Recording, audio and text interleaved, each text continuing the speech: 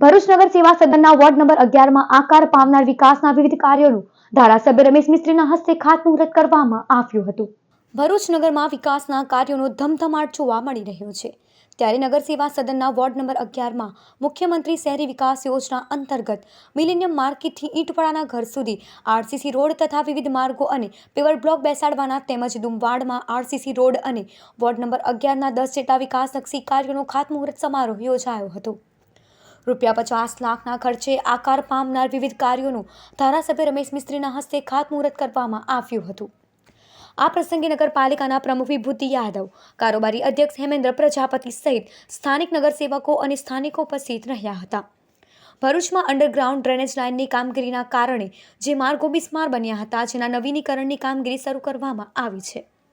આવનારા સમયમાં જૂના ભરૂચમાં તમામ મુખ્ય માર્ગોનું પણ નવીનીકરણ કરવામાં આવશે। આજે વોર્ડ નંબર 11માં મુખ્યમંત્રી સ્વર્ણિમ યોજના અંતર્ગત મુખ્યમંત્રી સડક માર્ગ યોજના અંતર્ગત 10 જેટલા કામોનું ખાતમુહૂર્ત કરવામાં આવ્યું છે। 2 માર્ગો મિલેનિયમ માર્કેટની 2 રોમાં, 1 ડુમવારમાં અને 7 કામો આ બહાદુર બુરજ વિસ્તારમાં સીસી રોડ અને પેવર બ્લોકના કામોનું ખાતમુહૂર્ત કરવામાં આવ્યું છે। લગભગ 50 લાખ રૂપિયાના અંદાજિત ખર્ચથી આ બધા કામો આવતીકાલથી શરૂ કરવામાં આવશે।